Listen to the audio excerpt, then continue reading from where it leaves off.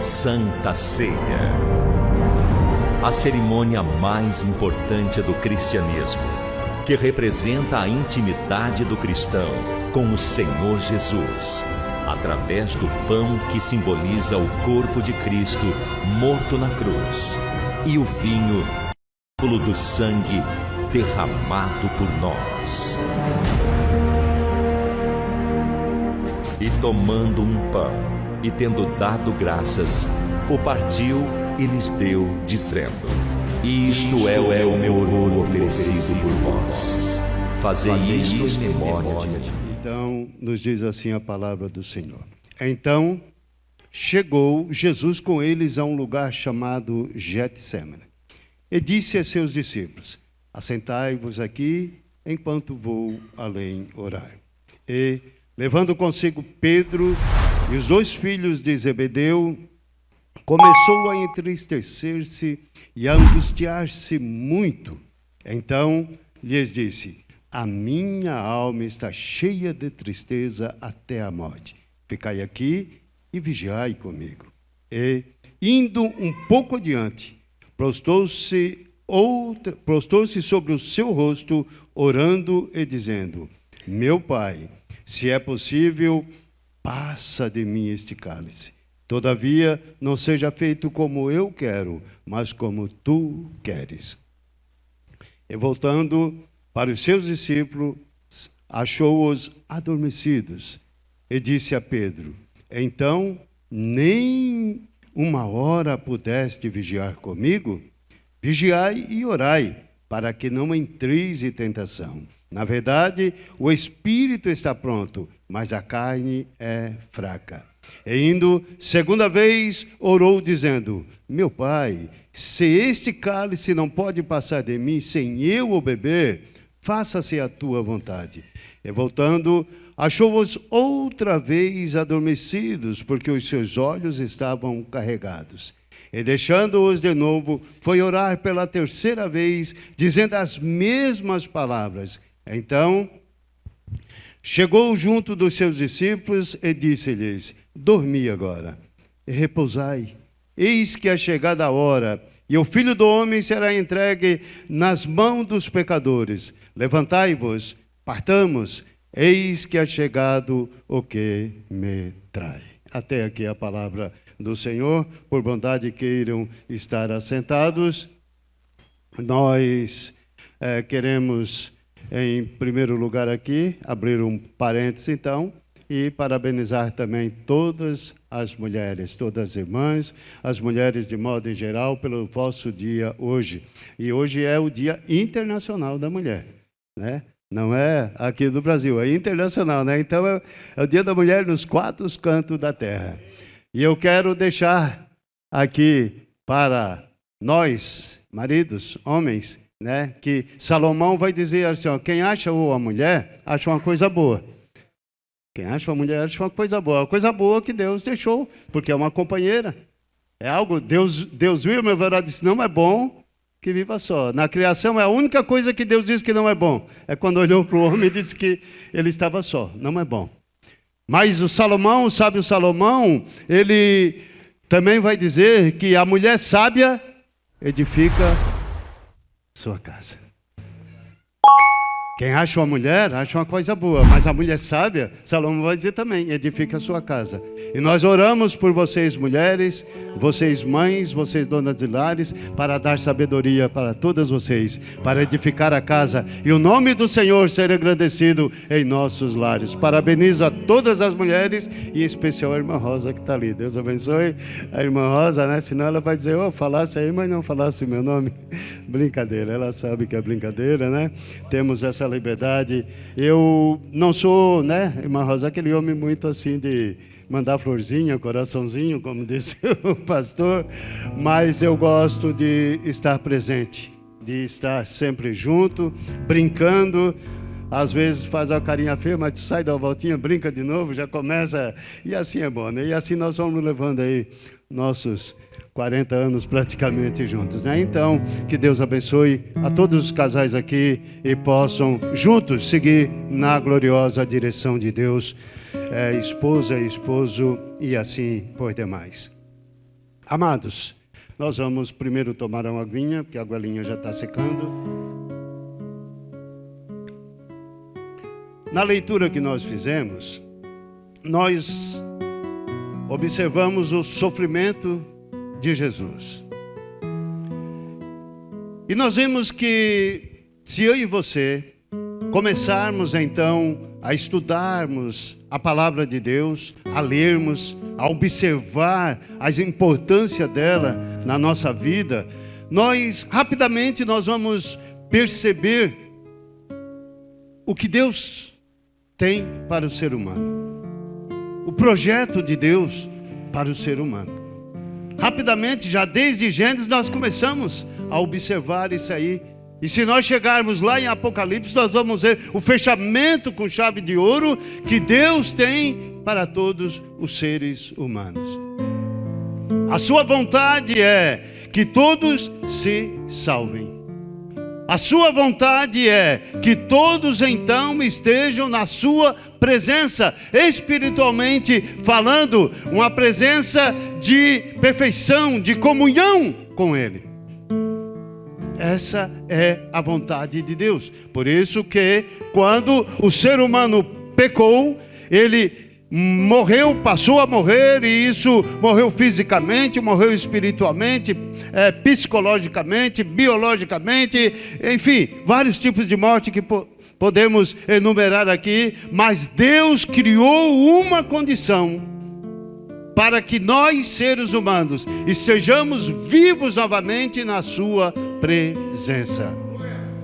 Que nós estejamos vivos espiritualmente na sua presença. E a partir daí, desta condição, deste plano salvífico, deste plano de redenção após o pecado, Deus então agora começa a traçá-lo, começa então agora a trabalhar ele, é aonde que pelas Escrituras nós vamos observando esse plano de Deus para com o ser humano. E já em Gênesis mesmo, nós vamos observar que Deus escolhe um homem chamado Abraão para cumprir o seu propósito, para cumprir aquilo que Ele quer para mim e para você. Ele quer que nós entramos pelo caminho, e o caminho é Jesus. Ele quer que nós entramos pela porta, presbítero Antônio Estevo, e a porta é Jesus. Tudo está incumbido, imbuído no seu plano salvífico. Irmão, mas você leu lá em Mateus, Getsemane, Monte das Oliveiras, e o que é que isso tem a ver? Agora nós vamos começar. Mateus, o evangelista Mateus, ele escrevendo então esse livro, o Evangelho de Jesus, ele escreve para os judeus. E agora ele faz em sua narrativa, Diácono Everaldo, o possível para que os judeus possam entender que Jesus era o Messias, descendente de Abraão. Por isso eu toquei em Abraão. Que Jesus era o Salvador, que Jesus era o caminho, que Jesus era a porta. Ele faz assim uma narrativa expressando aos judeus de uma forma que os judeus compreendessem a narrativa de Mateus. Cada evangelista escreveu então ao seu público, e o público de Mateus era os judeus. Não à toa que ele começa então o evangelho trazendo então a árvore genealógica de Jesus. E ele começa então ali, desde Abraão, porque os judeus criam e sabiam que o Messias vinha da descendência abraâmica. Então ele começa ali então, agora na árvore genealógica ali, ele começa através de Abraão e vai trazendo toda essa sequência até chegar a Jesus. Mateus, no evangelho que ele escreveu, ele vai narrando todas as coisas de uma forma bem clara, de uma forma bem explícita, e que os judeus deveriam entender essa condição que Deus agora estava oferecendo de salvação para ele. E aí quando chega aqui no texto que nós temos lido, Mateus 26, e agora no verso 36, ele diz assim: então chegou Jesus com eles ao lugar chamado Getsemane. E eu quero parar um pouquinho aqui nessa palavrinha, então. Essa palavrinha então aqui, ela pode ser lida, pode ser então traduzida como em seguida. Tem algumas versões que dizem em seguida chegou Jesus então ao Getsemane, ou depois. Esse então aqui quer dizer que havia uma situação anterior, havia algo anterior a eles chegarem ao Monte das Oliveiras. E se nós então retrocedermos um pouquinho o contexto da palavra, nós vamos ver que Jesus então, antes de chegar aqui no Getsemane, ele participa, ele ordena os seus discípulos a prepararem a última ceia, que é chamado de última ceia. Seus discípulos prepararam então, e agora participando daquela chamada última ceia. Se é chamada última ceia, então teve a primeira, a segunda, eu não sei quantas teve, irmão Everaldo, mas teve várias ceias. Essa aqui era a última. Por que a última? Era a última que ele estava em corpo presente ali com eles. Era a última que ele estava ali para dar uma orientação para eles de uma forma de como realizar a ceia do Senhor. Tanto que a leitura que normalmente fizemos oficial, o texto da nossa ceia de Coríntios 11 e 23 a seguir, ele vai dizer: porque eu recebi do Senhor o que também vos ensinei. Jesus, ele dava instruções. Mas eu quero falar um pouquinho desta última ceia. Que esta última ceia, ali que Jesus estava presente, ela ficou marcada. Ela ficou marcada porque estava ali o Filho de Deus agora em uma forma humana, participando com eles em um corpo humano. Esta ceia, ela ficou marcada porque estavam também ali os discípulos, os 12 participando, que futuramente seria chamado de um colégio apostólico. Mas pasmem agora. Vamos falar um pouquinho desses 12 participantes. Não vamos falar dos 12, mas de 3 em particular. Ali nesta ceia, participando com Jesus, estava um homem chamado Judas, que hoje é conhecido como o traidor. Estava ali, então, participando desta ceia. Mas ele já havia combinado com os sacerdotes. Irmão Everaldo, ele já tinha ido lá, batido um pé de ouvido com os sacerdotes lá, e já tinha combinado com eles uma maneira de entregar Jesus. Ele já tinha combinado o preço, 30 moedas de prata.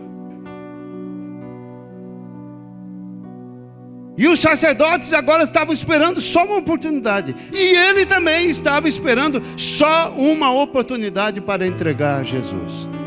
Mas estava ali na ceia. Mas estava ali participando.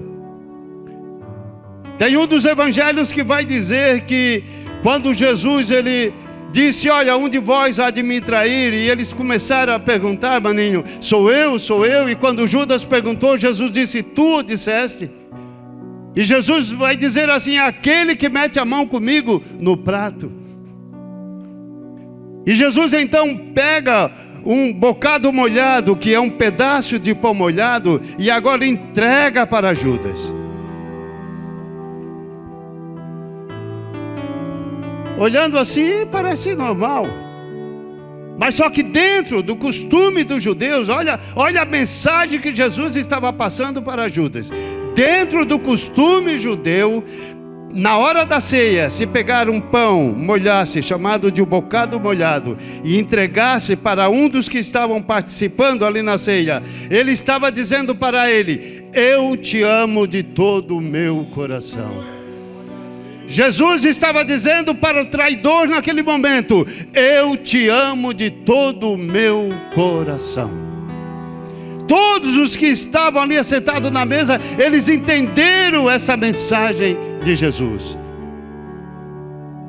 Mas quando o ser humano está na condição de que Judas estava, quando você diz eu te amo, ele fica possesso. Porque após, diz o texto, um dos evangelistas, que após ele receber essa mensagem de Jesus, irmão Ney, ele ficou então agora enfurecido e levantou-se, e Jesus disse: então o que tu tem que fazer, tu faz depressa. Também os discípulos não entenderam, porque como ele era o tesoureiro, era o homem da bolsa, então eu paro aqui e abro um parênteses e digo: ele era um homem de confiança, porque não se dá tesouraria para quem não é de confiança. E Judas saiu. Os que estavam ali pensaram que ele tinha ido comprar alguma coisa. Preste atenção, Judas saiu. Judas saiu da ceia. Mas nessa ceia também estava um homem chamado Pedro. O que é que tem o Pedro, Maurino? O Pedro ia negar Jesus 3 vezes. 3 vezes ele negou Jesus. E foi avisado. Pedro, tu vai me negar 3 vezes? Não, Senhor. De maneira nenhuma. Não vou te negar. Pedro, tu vai me negar? Não, Senhor, de maneira nenhuma. Na nossa empolgação humana, às vezes, naquilo que nós amamos, muitas vezes nós somos avisados pelo glorioso Espírito Santo e nós batemos no peito e dizemos que não. Mas vamos dar voz ao glorioso Espírito Santo, a voz dele na nossa vida, nos alertando. Mateus vai relatar então que após a ceia, então eles foram para o Monte das Oliveiras. E aí então chegaram no Monte das Oliveiras. E nesse trajeto então até chegar no Monte das Oliveiras, Pedro é avisado pela 2ª vez. Porque o Senhor, o Espírito Santo sempre nos avisa. Devemos estar com nossos ouvidos espirituais abertos. E aí no Monte das Oliveiras então eles chegaram a este lugar chamado Getsemane, que significa prensa de azeite, ou seja, local de esmagamento, local para espremer a fruta e colher o suco. Era este local um jardim ali no Monte das Oliveiras. E Jesus então agora ele se encontrava em uma situação de agonia. Como homem ele sabia o que estava por vir, mas como Deus, então ele sabia que era vitorioso. Como homem, ele conhecia, ele sabia, o Espírito Santo revelava para ele o seu sofrimento, mas ele queria ir até o fim. Ele precisava ir até o fim, cumprir o propósito do Pai. E quando chegaram então ali agora, no jardim do Monte das Oliveiras, o Getsemane, Jesus disse a eles: assentai-vos aqui, que nós vamos mais na frente um pouquinho. E aí ele pega Pedro. Mas Pedro ia negar ele, mas ele pegou o Pedro. E pegou os filhos de Zebedeu, Tiago e João, e foi mais na frente um pouquinho. Sabe, queridos, tem momentos às vezes que nós caminhamos com Jesus e vamos até o Getsemane. Mas tem momentos que Jesus chama alguém e diz assim: vamos mais na frente um pouquinho comigo. Aí é aquele que tem um pouquinho mais de experiência com Jesus, ele vai mais na frente um pouquinho. Pedro, Tiago e João, eles foram mais na frente um pouquinho com o Senhor. Jesus precisava de alguém mais amigo, mais íntimo, talvez para compartilhar com ele a sua angústia, a sua dor. E eles foram então mais na frente um pouquinho com Jesus. Verso 38, Jesus vai dizer: então a minha alma está cheia de tristeza, ficai aqui velai comigo, vigiai comigo. Veja que Jesus levou os 3 e agora Jesus se abre. A minha alma está cheia de tristeza. E no verso 39, eu já vou adiantando, que eu não sei, eu devo ter mais 2 minutos, só isso, né? Então vamos lá, não quero ser imprudente. E indo um pouco mais adiante, prostou-se sobre o seu rosto, orando e dizendo: meu Pai, se é possível, passa de mim este cálice. Todavia não seja como eu quero, mas como tu queres. Tem oração que nós fizemos, querido, às vezes queremos que se faça a nossa vontade. Nós não oramos pedindo para fazer a vontade de Deus, porque quando nós oramos pedindo para fazer a vontade de Deus, a sua vontade é perfeita, a bênção vem para nós de uma forma perfeita. E agora então, quando ele volta, ele acha os seus discípulos dormindo. E Jesus diz assim, e disse a Pedro: então, nem uma hora pudeste velar comigo? Ei, preste atenção, ele achou todos dormindo, mas ele se referiu a Pedro. Ele disse a Pedro: Pedro, nem uma hora tu pudeste velar comigo?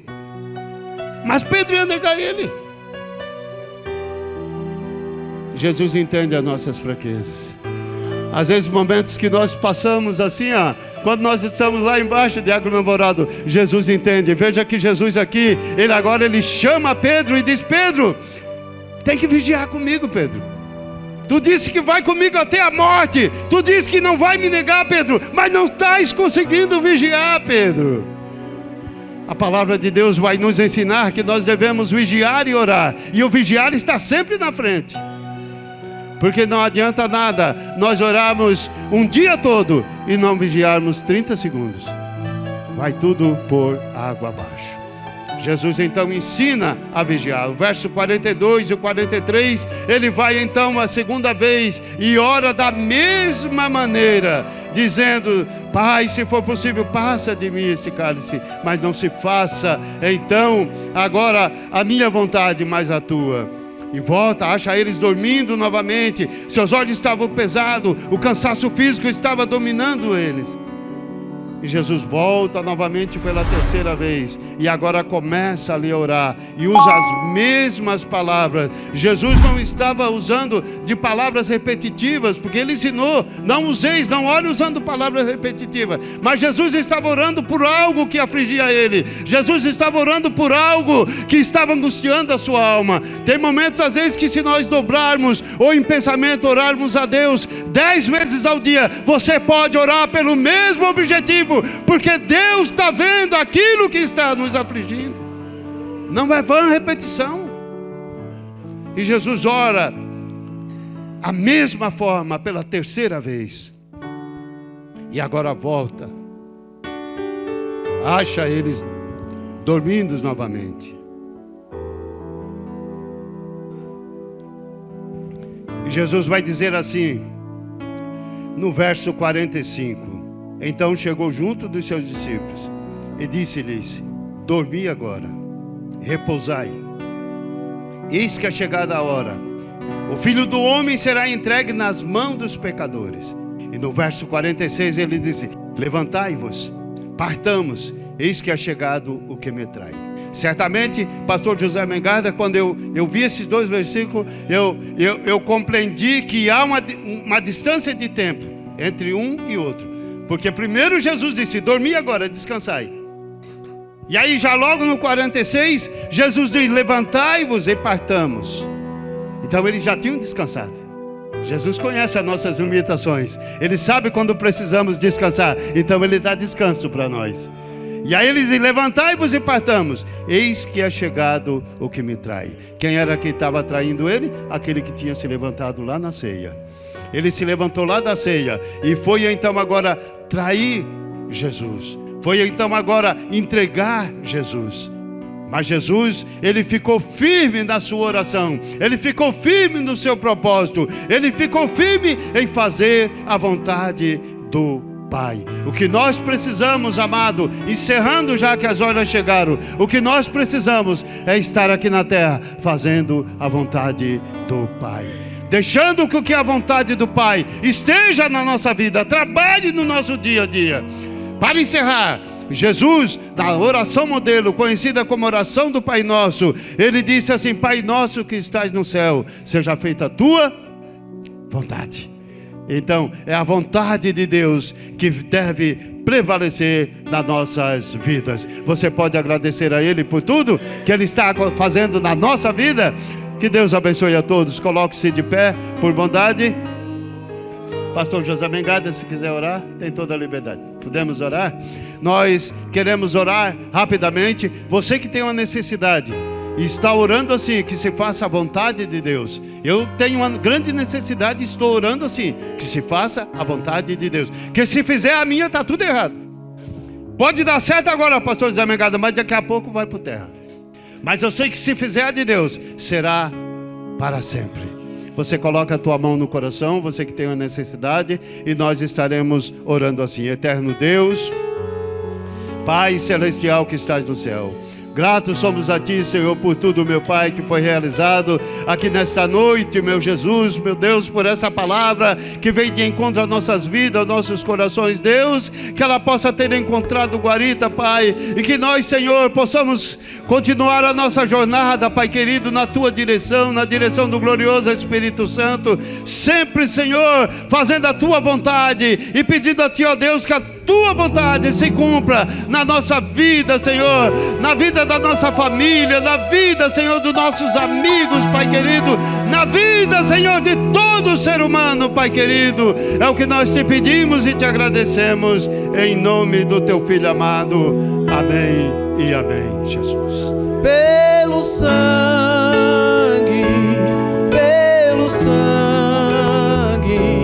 somos redimidos, sim, pelo sangue carmesim, pelo sangue